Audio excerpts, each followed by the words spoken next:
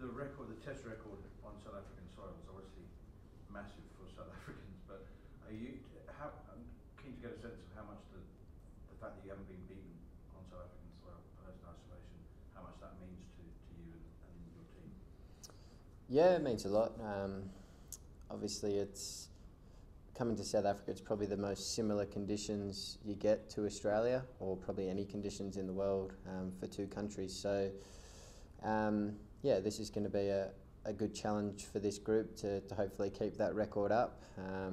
Obviously, we got beat by South Africa at home a year ago, and that was a bit of a low point for Australian cricket. So, it'd be great if we could turn the tides here in South Africa. You had a chance to watch much of South Africa-India, that Test series. Did you get a sense of the South African Test team right now? Yeah, saw bits and pieces of it. Been watching bits of the one days the last couple of days as well. So they probably haven't been at their best, the South Africans, and the Indians have played really well. So, for us, it's they might be a little bit low heading into the Test series, and for us, it's important to try and keep their confidence down and start really well in the first Test match in Durban. Yeah, do you derive confidence from the fact that they What's that, sorry? Do you derive confidence from the fact that they struggled badly against Indian spinners? And do you think that wrist spin could play an important role in your campaign? In our campaign? Yeah. We don't have any wrist You don't spinners have, here. I know, but it could have played maybe. I think. Yeah, I think Nathan Lyon's a pretty good spinner, and he's done very well for us recently. So, yeah, no doubt he can play a big part for us in this series. But, I think for us as a whole, we've come off the back of a pretty good Ashes campaign at home. We've played some really good cricket, and hopefully we can keep that up here in South Africa. The message to the boys is, one good series doesn't make a great team. You need to keep backing it up day in, day out in different conditions, and for us as a team, winning away is a big goal for us. Like most teams around the world, we don't play well. Well, every team around the world hasn't played well away from home for a while, so that's one thing we want to improve on, and it's a good opportunity for us here. Sorry? Steve, what areas are you looking to improve on? 4-0 in the Ashes, but where can you guys get better? I think just consistency. I think during the Ashes we probably won key moments, got ourselves, we're probably behind the game in a lot of the matches, and we were able to get ourselves in front of the game and not let the opposition back in. So, that was by winning key moments, and against a quality side like South Africa, those key moments are going to be crucial again. Over here in the Neil. Steve, how easy or difficult is it when, last year there was a team that was playing T20s back in Australia when you guys already started preparations for the India tour, and then once again you are here preparing for a big Test series, and then there's just a T20Is going on back there. How easy or difficult is it to make such a switch when there are different teams in different places? In an ideal world, it'd be great if there wasn't any clashes in the schedules and we'd be able to play everything. But looking at the Test team, everyone except Davey, who's playing the T20s, has had a bit of a break and a chance to sort of refresh and get ready for this tour, which I think's been really good. But in an ideal world, we'd love to play every single game for Australia that we can, or be available to be selected for every game possible. But it's sometimes it's difficult with the schedules. But the guys here with the Tests, we've got a good prep, good lead in. A couple of days training, a tour match, a couple more days training, and get into the first Test. So we're excited by that. Yeah. Steve, when your fixture list was announced at the beginning of the summer, there was a sense that, well, at least we got a sense that, wow, 4 Tests in March at the end. After all that, it's going to be a real endurance test. But are you feeling a bit weary after such a long summer, the Ashes, one days and everything?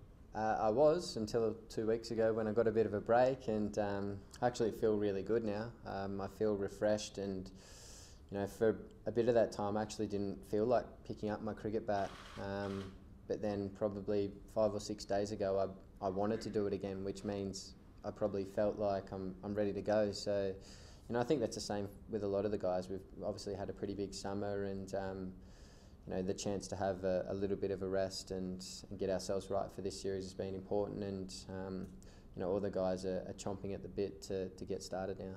Sorry, if I may, have you seen Lungi Ngidi? Yeah, I watched a bit of him in the Indian series. Looked like he bowled reasonably well.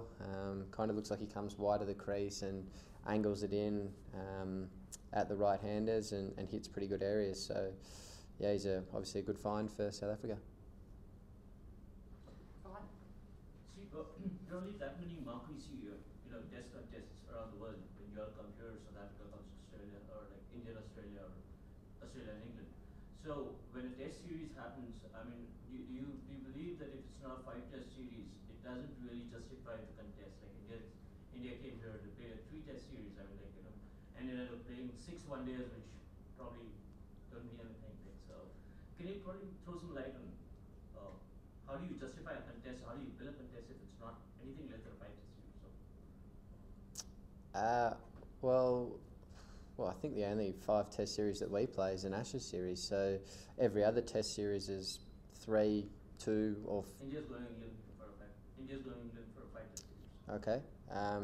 I guess that's up for both boards to decide what they want to play. But we played 3 tests when we came here last time. We've got an extra one this time, which I think's fantastic. That we get to play at another ground, and more fans get to come out and watch us and things like that. So. I don't know the answer to your question. It's obviously up to the boards to decide how many tests per series, but I think 4's pretty good. Steve, you mentioned that last series against South Africa as a bit of a low point, and you've said in the past that Hobart game kind of defined your captaincy in a way. How far has the team come in that time? And I guess also in addition, how your captaincy has grown? Yeah, I think we've made some really good strides in the last year. Playing in India. I thought we played some pretty good cricket there without winning that series, where we probably had moments where we could have won the series, but disappointingly we weren't able to, convert those chances into wins. But I still think we made some really good strides there. Obviously the summer back home was fantastic to win 4-0, and I think this series is going to be another good challenge for us.